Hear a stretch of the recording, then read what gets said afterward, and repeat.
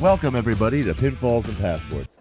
For those who don't already know, this is a podcast for people just like you who love the sport of professional wrestling and for members of our WWE Travel Community Discord server.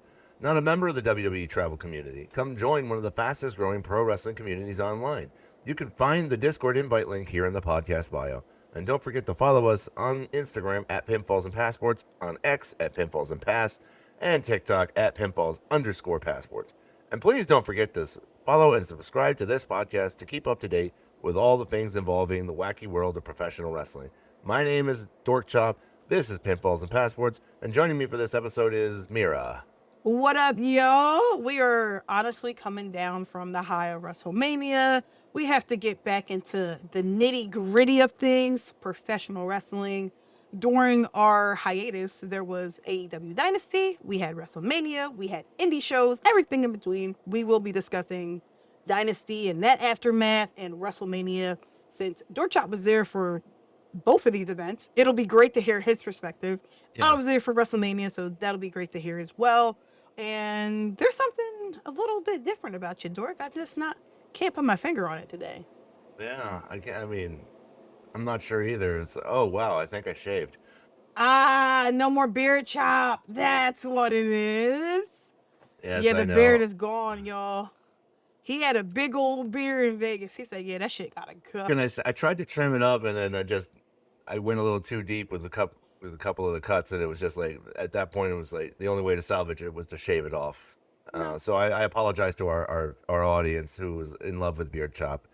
This happens. You know, I should have entrusted it to a professional. I know better for next time. It's okay. You still have, like the spring, summertime. If you want it to grow in, you'll get like a nice little summer, spring beard going on. It's all right. It's okay. Exactly. But jumping right into it, AEW Dynasty held on April 12th at Rogers Arena in Vancouver, British Columbia.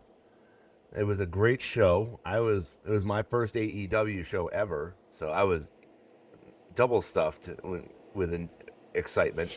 It was a great time. And by the way, those seats in the lower bowl at Rogers Arena in Vancouver are some of the most comfortable seats I've ever sat in for an event.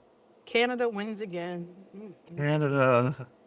That's how I felt about Wembley's lower bowl when I went. Like, it's really like padded. Like, you feel like you have enough arm space. So hopefully that is the same experience that you have when you attend All In August. But no, those seats are just like that.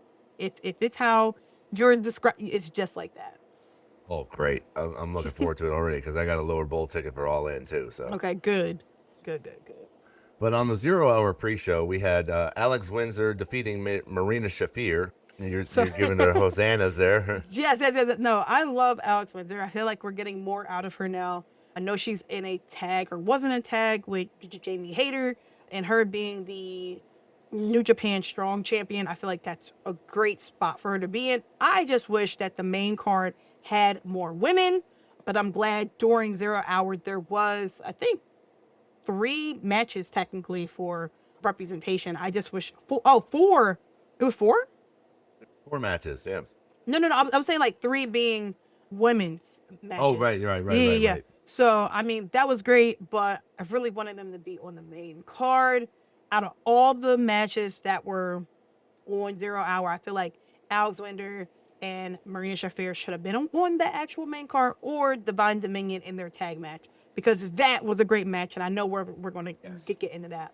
Right, and then we also had the surprise return of Camille, as she showed up and defeated Big Ann, and then later attacked Willow Nightingale to progress a storyline where they would fight each other for the AEW, the TBS Championship. Yes, the TBS Championship. I feel like that was Camille's exit as well, because during that time she was the hench woman for Mercedes, and that's the belt that she had. So it kind of makes sense there. And she wants gold. Like, Camille came from she had over a 600-day reign as NWA Women's Champion. So she's very dominant. She has that ability to her. I'm just hoping this time around we're actually able to see that run, because when I used to see her at 2300 or just watching in the WA at home, it was so cool to see like how her demeanor was, how she get the crowd into her matches. It's really cool. It's really cool if you haven't seen her. Okay, well, I will look more into that. Yeah, if you go with, like YouTube and stuff like that, but no, like her matches are really good when she was in the WA. So that's why I had very high hopes when she went to AEW. So I'm like, oh, okay. So let's see if we can regain that momentum. Right on. And then, speaking of people riding a wave of momentum, we had Jack Perry retaining the AEW National Championship over Mark Davis, which I'm going to say this right now. I thought for sure Mark Davis was going to win. He's a big, Yeah. beastly man. And He's a beefy man. Yeah, no, I would have thought that would have been a setup squash match, but no, I think it's to help Jack Perry, overcome some bigger obstacles and stuff. I think he'll retain the belt at least until after Double or Nothing, I believe. But no, it's great to see him in singles title picture. So I was happy with the match. Yeah, I was too. It was a fun match. It surprised me and kind of, whet my appetite for more.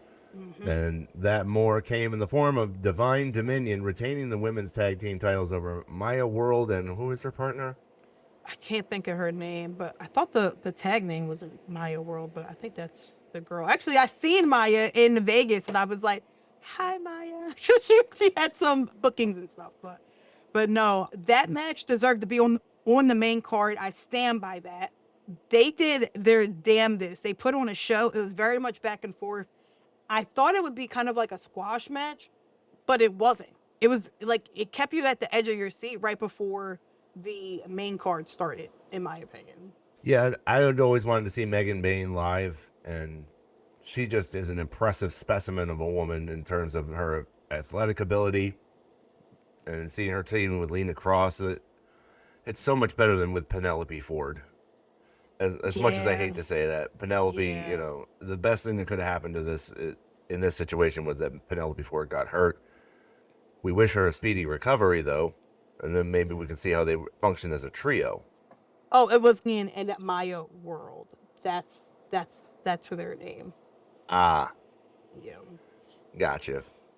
But yeah, it was a bit of a squash for Divine Dominion. That's led us into the main show, and we had that kicked off with the Young Bucks defeating the Don Callis family, comprised of Okada and Takeshita.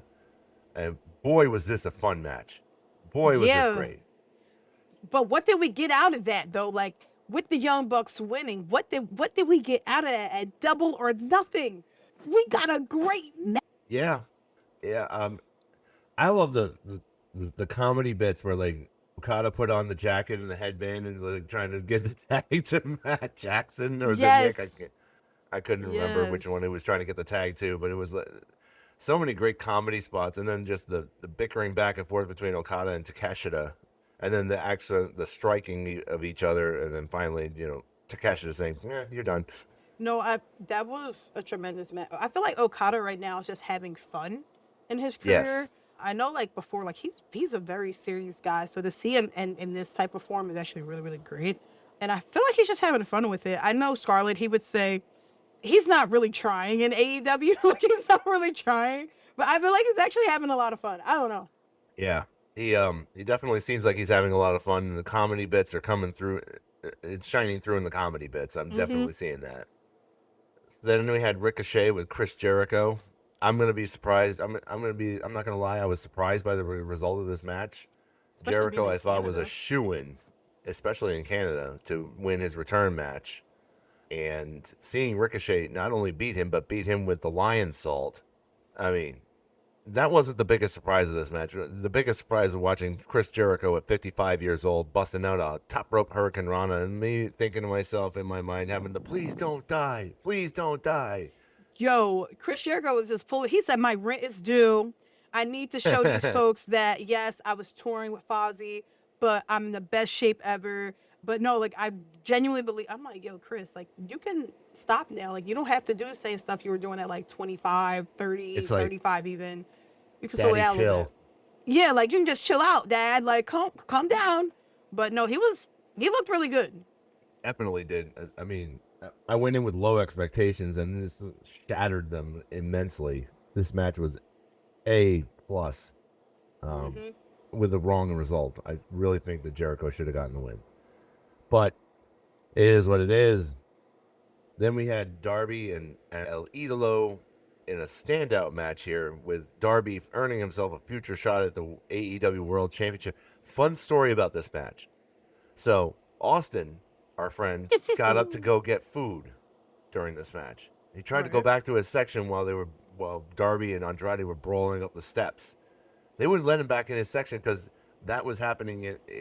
That part of the brawl was happening on the steps to his seat. Oh, he almost was on the pay-per-view.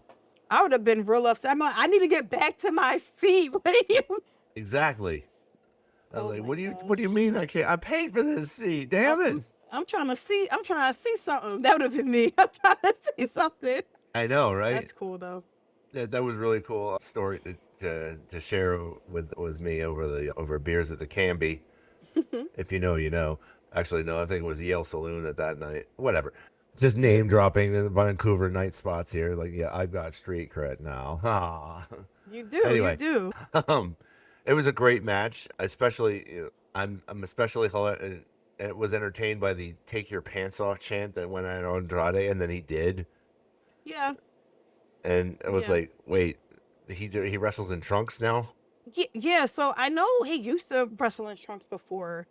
And then I think when he was going back and forth, then he did the pants thing. So, and I think now it's like a part of his bit, which I'm fine with it. He looks nice with the pants, with the trunks. He looks great. Yeah. He looked great in this match, that's for sure. I was a bit surprised to see Darby take the win. No, same. That was really a surprise. It really was. It led to bigger things for Darby. Well, I thought for sure we were going to get Kenny and Andrade out of this, which spoils the main event a bit. But no, we'll talk about it. It was still good though. Yeah, it was a great match that had the wrong result. Is the theme of this pay-per-view, because now we're talking about FTR successfully defending the AEW Tag Team Championship against Cope and Cage, and I feel some kind of way about this because I was there for Edge and Christian to win the tag team titles. Now I got to go to New York and Double or Nothing to see that. Yeah, because they put their careers on the line, and you already know FTR is going to take full advantage of that. FTR love that type of shit. They're like, oh yeah, you want to put your career on the line, which means more than likely Adam and Christian should win, and if they don't, that's their retirement match. I mean, as a team though, right? Not as a team. It would be them retiring as a team. So either way, history will be made at Double or Nothing. That's the day after my birthday, and I'm like, am I going to go? Am I not going to go? I'm very in between right now. Yeah, I'm very in between on that one too, because I've asked for a lot of time off in May, and I just came off a lot of time off in April. I mean, we got a Tupac bobblehead night in Baltimore. Yeah. But no, I think the match that we've seen at Dynasty was really good. It was really well produced, and it had you at the edge of your seat, like, who's going to take up the win? But once you saw FTR get it, you're like, all right, they're really on this tour as champions type of thing, which is fine because, again, they're amazing in their own right. But I know that Canadian crowd was really there to see Adam and Christian get those belts. So, yeah. Hopefully it happens in New York, I guess. I'll keep you up to date if I will be there. I really don't know. I looked at some seats. They're really cheap. So potentially. Yeah. Potentially. Yes. Another great surprise of this show was Kevin Knight winning the Casino Gauntlet match to capture the TNT title, last pinning Daniel Garcia, which I was impressed with this match from the start to the finish. This was my favorite match on the card, in all honesty. I'm a big Kevin Knight fan. I remember when he was in New Japan. Daniel Garcia is kind of poetic because Daniel is also a former TNT champion. He's in his, Death Riders era, and he's so macho. And I just thought it was great to see Kevin Knight win his first singles title in AEW. That means Tony Khan and them see great things in him, and he's really young. So he's very, like you can mold him into the champion that you want. And I just think it's just amazing, if you ask me. It was nice to see him get the win. I love his finishing move with the UFO. Mm-hmm. Or it's my goodness. Yeah. I think it is called the UFO. And then he has something called, his names or his finishers and signatures are actually really cool. Yeah, and I kind of find it a little bit trite though that he refers to himself in the third person, like the Jet does this, the Jet does that. So I was gonna bring that up because I think this past Dynamite, Yeah. was it this past one? He was Yep. talking to MJF, and MJF was like, "Dude, what the fuck are you talking about?" Well, let me see if I've got this straight. The Jet is the new TNT champion. The Jet this, the Jet. I was like, oh god. That was actually really funny. I like how he was like, "So okay." No, that was Yeah, I called him out on that, and I was like, oh yeah, he does do that, doesn't he?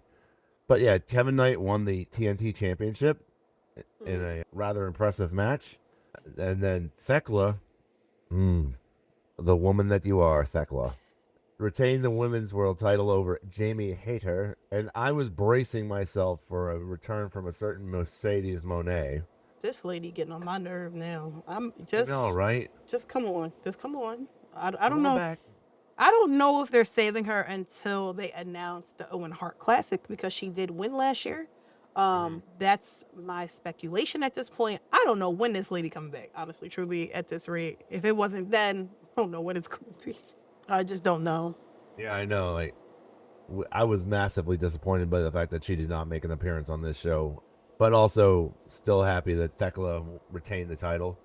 I wasn't because I heard Jamie Hayter had an injury during that match, and she hasn't been cleared to wrestle since. But Oh no! per her Twitter, she had seen the report saying that she was injured. She's like, "I'll be all right by next week, no big deal." So it must have been some type of like sprain or something.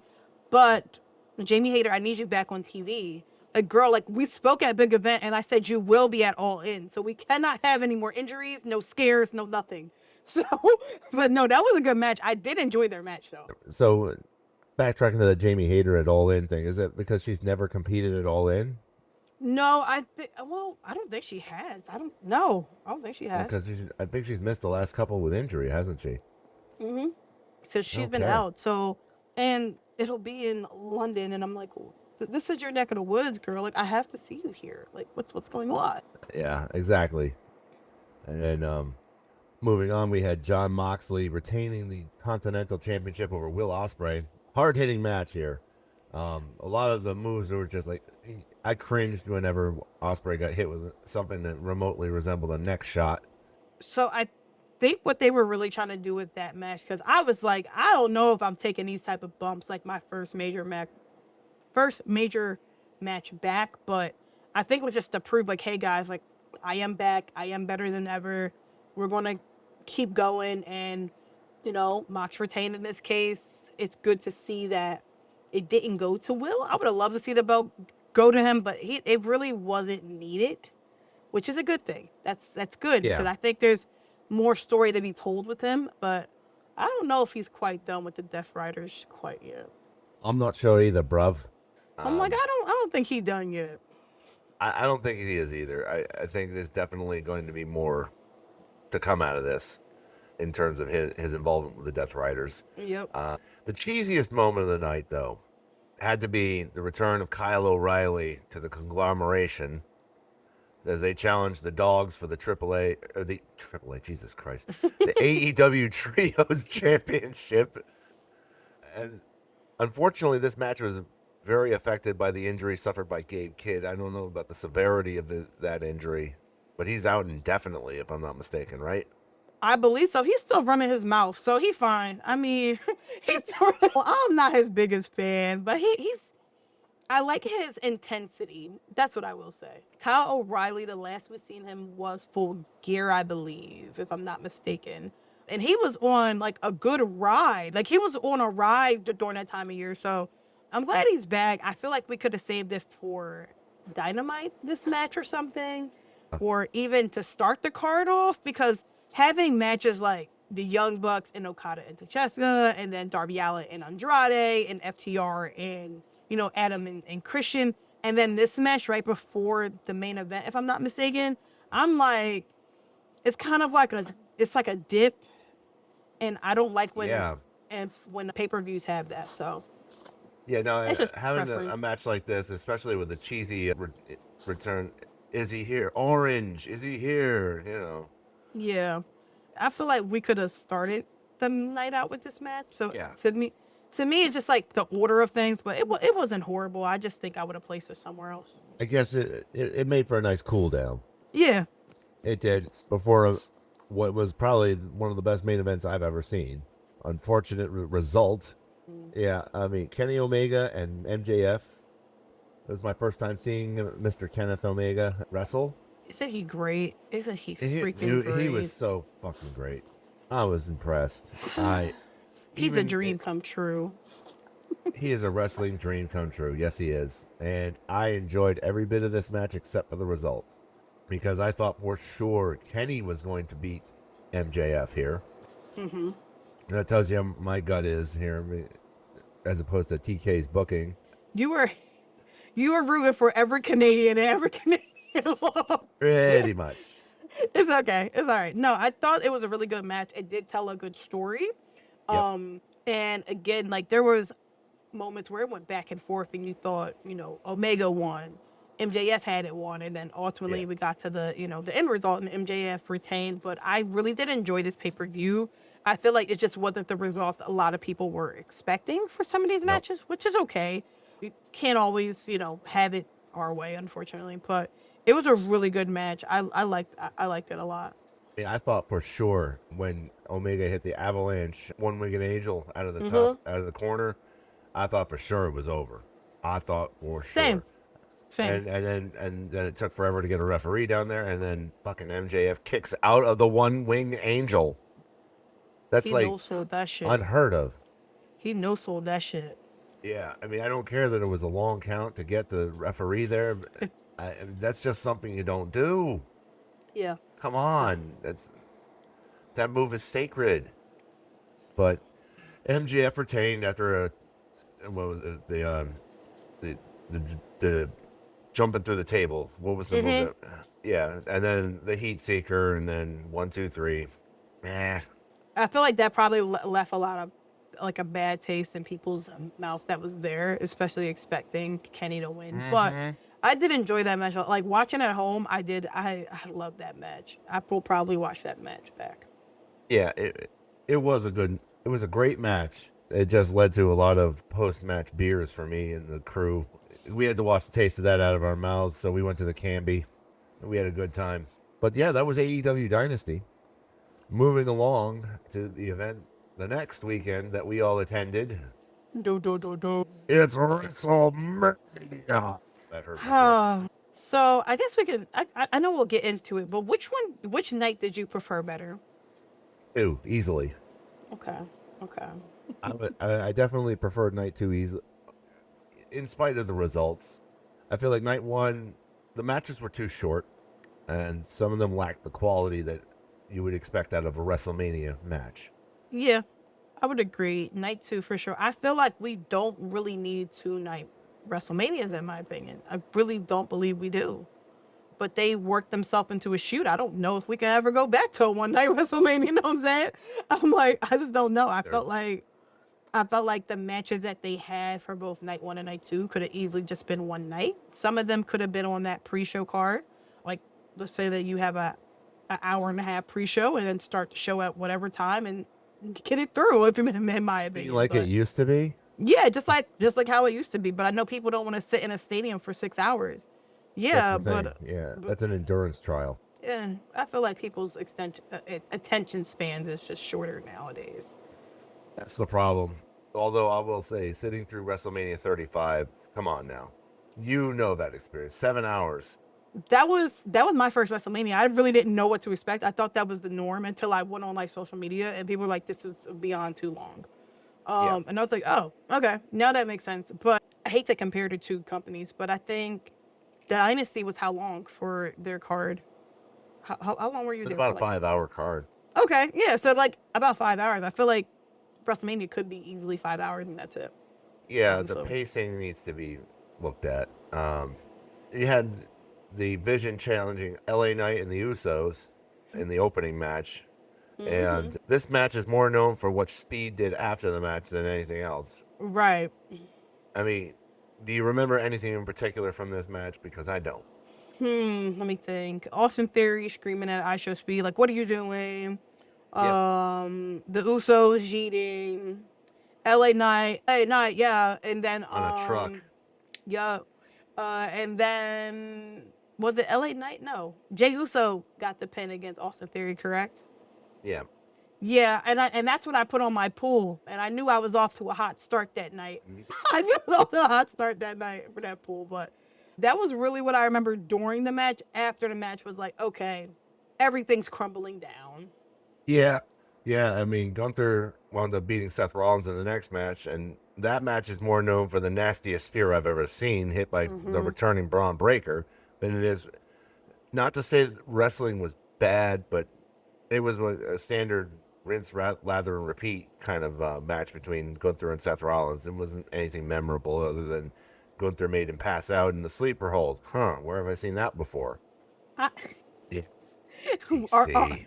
are we still agree? Okay, all right. So I like their match again. Like it had no story between the two. It's more so like Gunther seeking revenge for Paul Heyman because he wants a favor, and Seth is like, all right, fuck it, if you're here, I'll fight you too, like I don't care. Right. Exactly.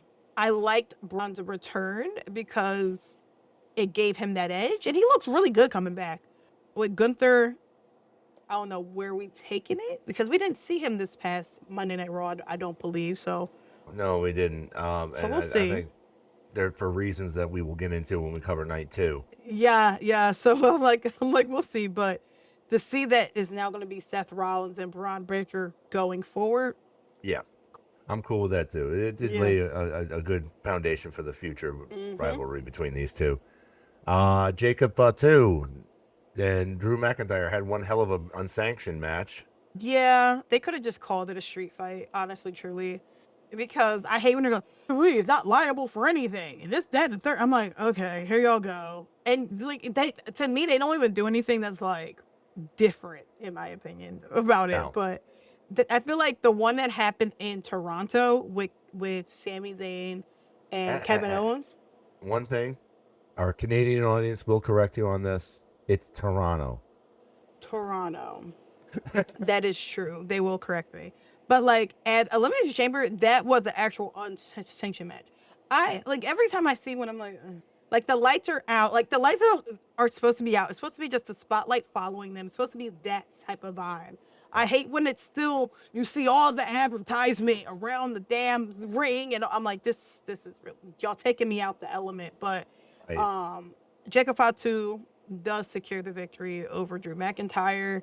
I really don't know where this leaves Drew. I was hearing some things about Drew post this match or post night 1, so we'll see in the coming weeks how things go.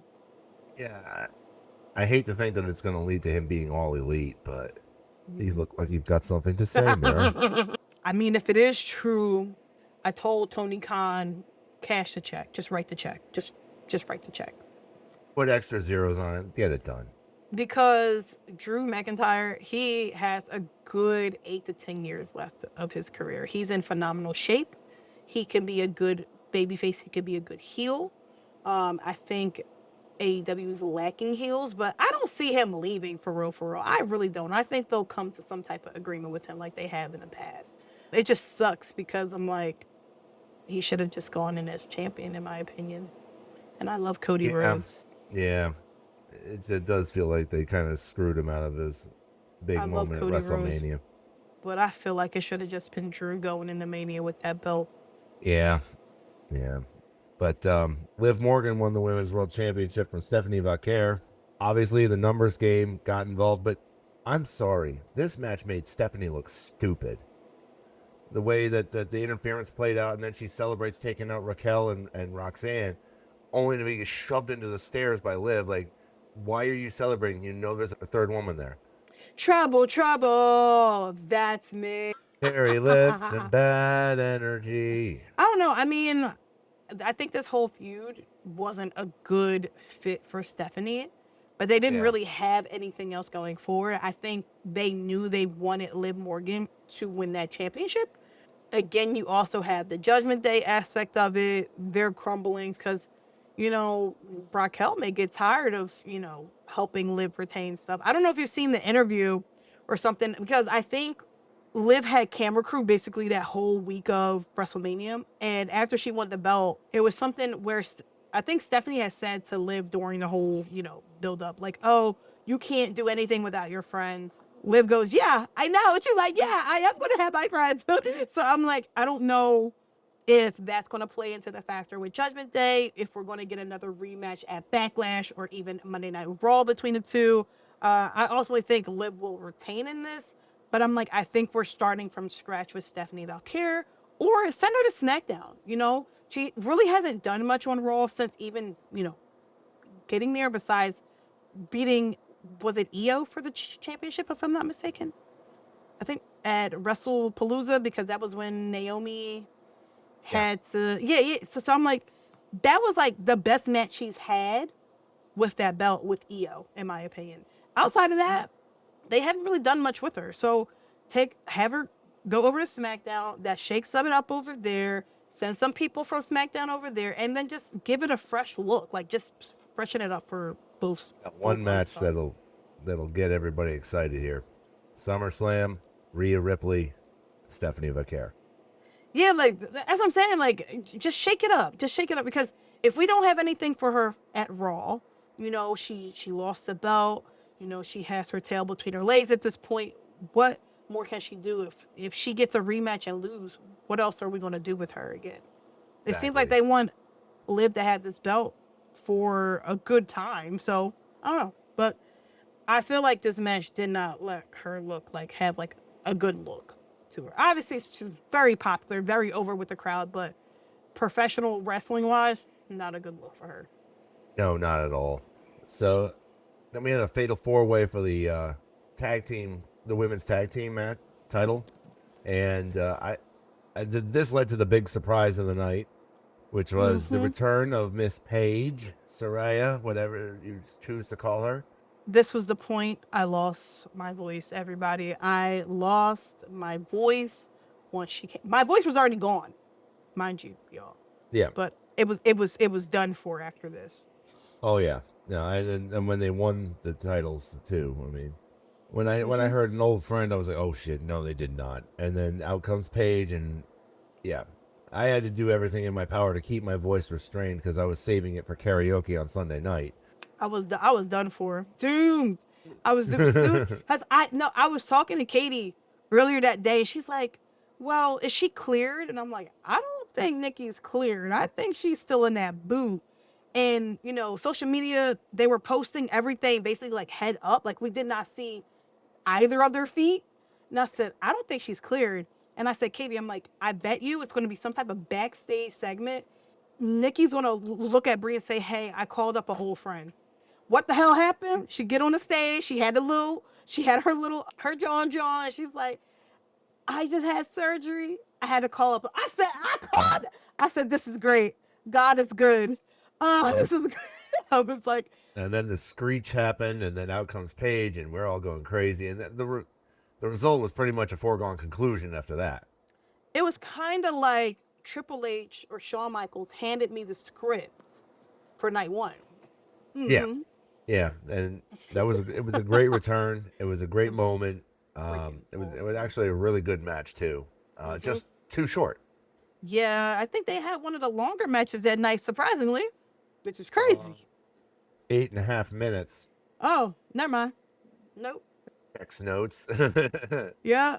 Yeah, no, it was the third longest match of the night, though. Yeah.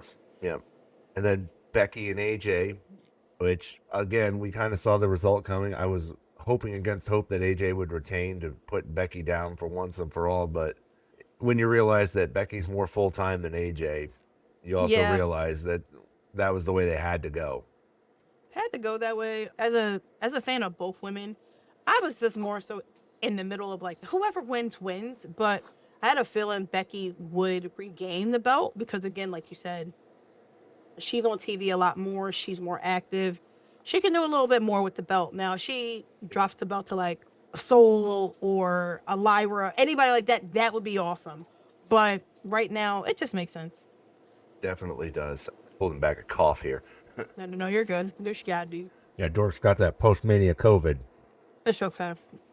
Yeah. I told y'all to pack nasal spray. I was using nasal spray and Vaseline every day for my nose. Goodness. So Yeah, I came home great. I was dried out, ready to come home by the time Saturday ended, but I still had like 4 or 5 days to go. Damn. Yeah, because it felt like it was 4 or 5 days to get through the main event of night one. Cody Rhodes and Randy Orton with goddamn Pat McAfee. I loved Why? both men's interests. You know, Yeah. Randy walked real gingerly, so I'm like, okay, all right, that's what he does. But Cody had a phenomenal entrance. It was like all his stage. I thought that was really freaking cool. That was, It was really freaking cool. I might actually go rewatch that. That was really cool. I actually was starting a rewatch of night one when you reached out and. Oh shit! Hey. Hey. It was. Yeah, I was on the Usos and the Vision, but I'm giving night one a rewatch because, quite frankly, a lot happened. There was a lot of beer runs, and a couple of food runs too. Yeah. So I missed some key details. But what I did see of night one's main event left me perplexed a little bit. Why is Randy Orton RKOing referees? What sense does it make that he RKO'd Pat McAfee? I feel like I need to give it a rewatch, but off of my dog is like pulling my computer right now. I don't know what he's trying to do under my desk, but Samson, please, not right now, sir. I'm probably one of the few that actually liked the match overall. It was just stupid to have Pat McAfee involved, in my opinion. Definitely was. I like how we got Pat out of there to start the match on the stretcher. I was like, okay, so we're gonna have a clean match, which I think Randy and Cody probably came to that agreement. Hey, let's get him off the drawing board. Let's have the crowd and like the audience see that it's just a regular old match. And then of course your shenanigans come in towards the end and towards the middle of it. But I kind of enjoyed most of it. I was confused by RKO, the referee, like you said. And I even understand why he RKO'd Pat, because Pat, get the fuck, like, shut up. You can't even help me cheat, right? I would be so fed up with it. I'd be like, you can't even help me cheat, right? RKO. Right. Yeah, and obviously the whole thing leaded to Cody retaining. A lot of people, I can understand being disappointed by that. So I believe the plan was for Randy to actually win, but I think they wanted to get Pat McAfee off that screen so bad. And I think legitimately Randy's back is messed up. I think they had to switch it on us. Yeah. And then obviously they left the belt shot and then the punt kick. I think that should have been part of the finish of the match. I think he would have won with the punt kick. I think Randy Orton would have won with that punt kick. I thought so too. And I truly believe that they wanted that post-match beatdown to have the crowd saying, oh, Randy's not done yet. He may not be here for a little bit. Maybe his back does need some rehabbing. He needs to just take some time away. But I think by SummerSlam, even if it's, not even before that, he will be back ready for his second shot at that. And he might get that 15. I think he needs to get that 15. Because he's one of the few people that can. The only other person that can get 15 is Charlotte Flair. Right. So yeah, I was sad. I was very saddened after because I was like, oh shit, he's gonna punt him, and then I got the email later on that Cody's been pulled from WWE World due to injuries suffered at WrestleMania. I was like, oh, and I remember Jake just needling me afterwards, like, see, you shouldn't have been rooting for that punt, should you? Huh? I forget. Somebody told me it wasn't the punt that messed up his eye. It was another point of the match. It was the belt. Yeah. And I said, ooh, it'd be your own belt sometimes. It'd be like that. It'd be like that. But no, it wasn't the best ending, but I prefer it over what happened last year. Yeah, no, that was a pile of dreck. So that's how we closed out night one. I left really happy. amazing night one. I know a lot of people were like, it was mid. I liked it. I liked Yeah. it. I can admit that on this. I genuinely liked night one and night two. I prefer night two, but night one was actually solid to me. Yeah, I mean, night one was good, but not great. It didn't feel like a WrestleMania to me, aside Yeah, from the crowd size and the stage.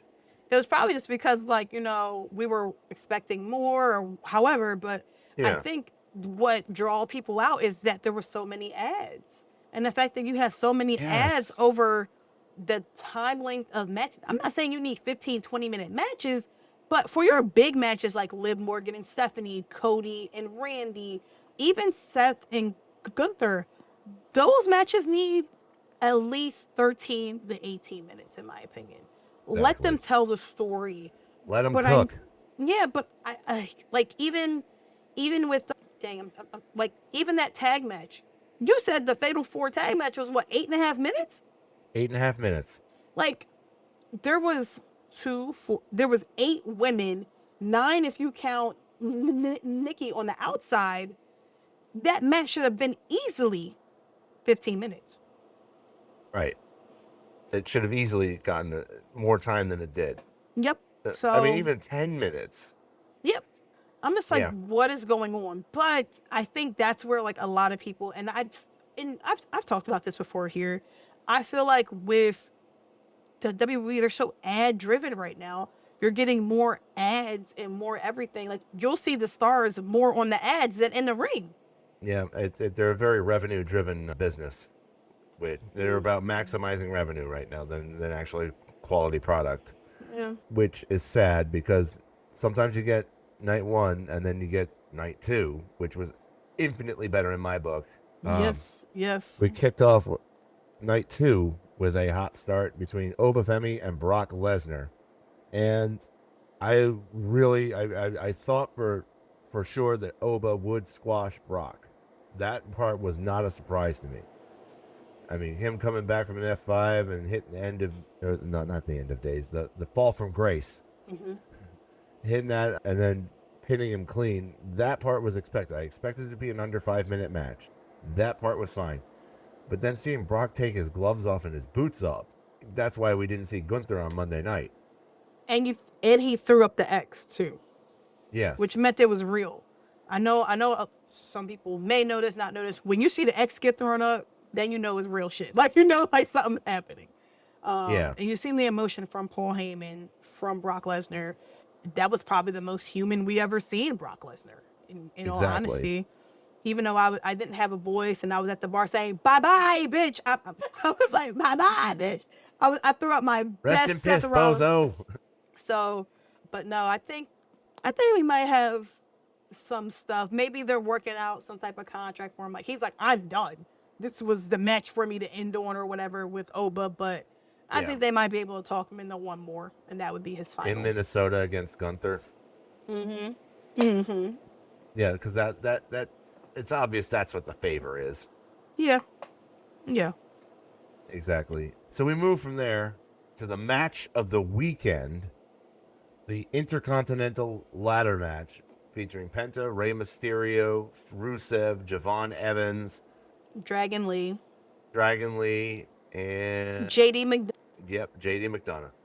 That's all 6. Mm-hmm. That's all this needed. I mean, we had Mexican destroyers getting hit on the ladder. We had OG cutters coming off of the top turnbuckle after running up a ladder to get to the top turnbuckle from Javon Evans.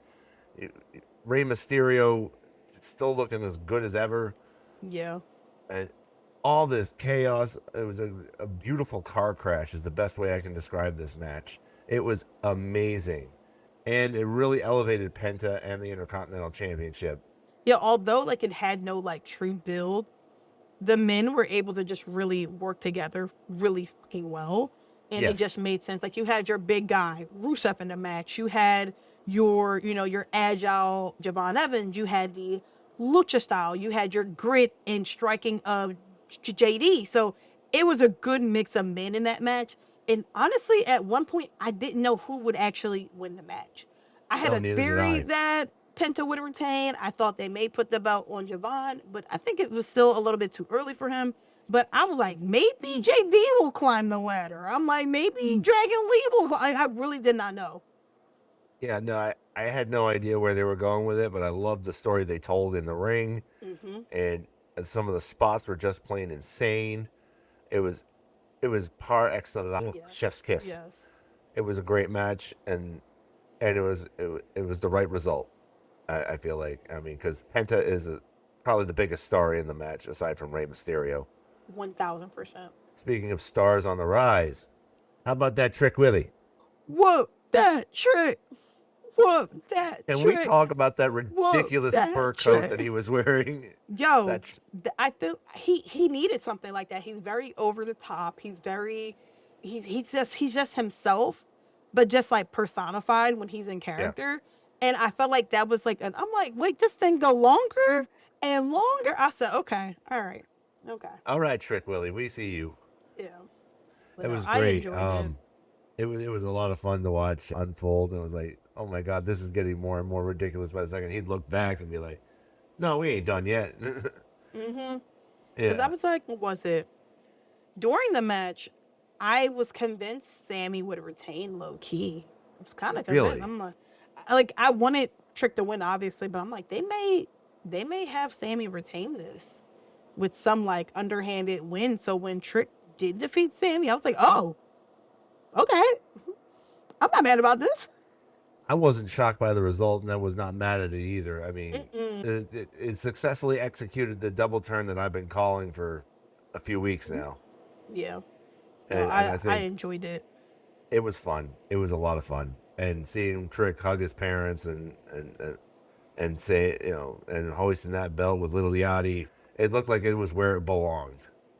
Oh, yeah. I think Trick is a natural. Yes. And I think that U.S. title, like with him, it'll probably remind me of like when MVP held the U.S. title, in my opinion, because he had the same like that same aura about him, because he used to have that blow up. I'm coming, like you know what I'm saying, like he gives that, like Trick gives that. So I'm very excited to see the summer of Trick. I'll call it the summer of Trick Willie. I think he'll hold that title for a bit. Hopefully he'll have some good feuds. But unfortunately, that's the end of the Open Challenge. Good. I think it was good for SmackDown. It wasn't good for that belt. Right. And it was also good for Carmelo, because he was able to show his talents way more. But Trick, he's good just by talking. He's like, no, you want a shot at my belt? You gotta earn it. So I mean, I like it. I like that it's ended. Yeah.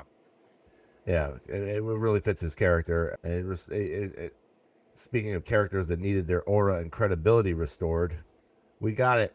We got it finally. Finn Balor beat Dominic Mysterio and restored the Demon's aura and credibility all in one match. It was nice to see him finally win. That felt good. Yes, it did. It absolutely did. Now I need more wins out of Finn right now. And he's back in trunks. He back in the trunk. He's not wearing no pants no more. Oh, praise God. That's how I know it's about to be a good time. Yeah. Him back in trunks is a callback to his good old days in NXT. And hey, I'm for it. I'm here for it because, quite frankly, he'd been lost in the shuffle for a long time. Yeah.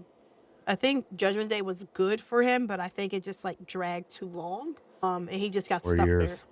Yeah, he just got stuck there. Yeah. And plus which Dominic Mysterio sold all of his offense really well. Oh, yeah. Like, I'm convinced Dom is going to win Money in the Bank and cash in successfully this year. Really? I think so. Don't let LA Knight hear you. Hey, you know, that's a man's humble opinion. No, you're good. I genuinely, I think if it's not Dom or LA, it could be anybody's game this year. Yeah. It could be anybody's game, so. With everybody saying. Hey, Knight. Yeah. But yeah, so Finn restoring the Demon's credibility, which is good. He should. I'm glad they didn't trot out Hell in a Cell for this match, though. Oh, hell no. Yeah. That would have traumatized me. I'm 39. Right? That would have traumatized. I'm like, you know what? I don't even want the match no more. Keep them in catering. I don't even want to see them. I'd have been so pissed. I would have been so upset. You have like red and purple weapons. That was Yeah, so crazy. That was so that crazy. was to me. crazy. Yeah. What was not crazy was seeing Rhea Ripley defeat Jade Cargill for the women's championship. That was expected. Yes. At that point, Jade really wasn't doing anything with the belt. There wasn't anything creative for her. As we know, Rhea adds a fresh perspective to things on SmackDown. Yeah. So kind of just was supposed to happen, in my opinion. But yeah. Yeah, it was kind of one of those expected results, and you could tell kind of they were really struggling to find something for Jade after Bianca Belair's unfortunate injury kept her out of action for as long as, and now her pregnancy, which congratulations to Montez and Bianca. I was so happy. I was getting bare when she came. I said, move. I came back skipping down the steps. And then I seen that robe. And I said, it ain't your finger. Your finger healed. Something else is happening. I already knew it. I said, your finger healed. It's something else. Mm-mm. Yeah, girl. It was definitely something else. No, I know Bianca was always like, especially in their show, that like she didn't want to lose her career, but also, you know, didn't want to not have like her own biological children. So I think this injury was a blessing in disguise, where her and Montez were able to just work on, you know, their marriage and getting this baby made, and they're there. So I'm very happy for them. Very happy. Very happy for them as well. I mean, two better people you couldn't have. Yeah. And that led us to our main event for night 2. CM Punk and Roman Reigns for the World Heavyweight Championship. Get that one out of the sky. Come on now. When I seen that entrance and he had that piano, yeah, it was over for Punk. You know what got me was when I was like, oh shit, they brought back the original Tribal Chief music. That's what Alonzo kept telling me. I'm like, I can't hear that, but I'm here for this with me the whole time. Yeah, when they brought back that OG Tribal Chief music, I was like, oh no. Here then we I go, see his another dad, 4 years. And then his dad was on like I guess like the background. I said, oh, Punk, yeah, you going to sleep, babe. I said, yeah, Punk. Punk's entrance was a pretty cool throwback too, because it went back to his old Ring of Honor music. I enjoyed his entrance too. I was like, wait, I really don't know. Like, I was at the point when Punk came out, I'm like, I don't know who's gonna win, but I just had a feeling. I'm like, Mr. Roman. Yeah, I was not happy with that, because I was like, oh crap, we're gonna get another 4-year title reign, because it's starting off the same way the 4-year title reign did, with now he's giving Jacob a title shot, which spoiling the. No, that's fine. But I feel like our viewers might be caught up, and if not, we just did. It was a great match, though. I mean, let's not sell it short. It was a phenomenal match between the two. They had chemistry. Even Roman acknowledged Punk in terms of the fact that they made magic, and I cannot agree with them more. It was amazing. Wrong result in my book, but hey, you know, what do I know? I'm just a fan. He's wearing that CM Punk shirt, y'all. Y'all can't see him. I see it. I know. I know. He was like, hell no. I thought genuinely it would have been some type of, but I thought CM Punk would retain. I wanted Roman to win because I think he'll add a fresh perspective to that belt. Again, with Jacob being his first opponent, will tell us a lot. And he said that he's going to be here all summer, y'all. So I don't know if he's going to be weekly, monthly. Yo, weekly, monthly, yearly. Tell you it's Punk. See clearly. So I'm like, I don't know what we're going to get out of Roman, though. But I think it'll be a good match with him and Jacob Fatu. I do too, but I think it'll be a great match. It was one of those where once I saw Punk collapse, I was like, oh shoot. You know, when he went up for that second GTS, he had him in position, and then he just dropped. And then Roman hits the ropes, and then he hits the ropes again. I was like, here we go. And 1, 2, 3, we got a new World Heavyweight Champion. I was basking in the aura farming and his trash talk. That's what I need to. I need to go watch this match because since I was there, I didn't hear what he was saying. I'm like, damn. Every time Roman is trash talking a competitor, Oh God, yeah. that's He just is a oh. he and Punk were trash talking each other throughout the match, and it was great. It was a phenomenal back and forth between the two. Like they were feeding off of each other, and Yeah. like when Roman was telling him he's going to sleep. He said it's past your bedtime or something. He would say, I don't know what he would say. He would just talk shit, and I'm like, this is very on brand for him. Very on brand. I've seen the social media clips of him talking trash, and it's like, oh my goodness. But yeah, that was WrestleMania 42 in a nutshell. It was a good show. I genuinely enjoyed myself. Better than last year. Much better. They got it right the second time in Vegas. Yeah, I think that was also my favorite WrestleMania weekend I've ever done, in my opinion. It was just a good time, good vibes. I have enough for a top 10 now, so I have to go back and rank order them. Yeah, this was my 10th WrestleMania, so. Oh yeah, that's right. Okay. I can't wait for you to be like, this is my top 10 list, folks. I want y'all to know. Exactly. It was a great show. I had a good time at the show. It was even easy to get back to the hotel this year. Uh-huh. Mm-hmm. Oh yeah. That was It was the a best lot part. easier getting out of there. I mean, Saturday was worse than Sunday. You said Saturday? Yeah, Saturday was like it was bottlenecking, and That's true. people were rubbernecking toward the show. Whereas Sunday they just left.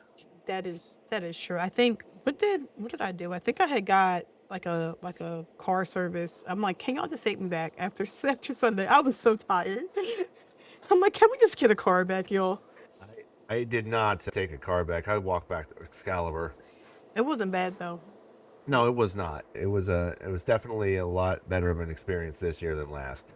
I do think that we need it in a different place next year.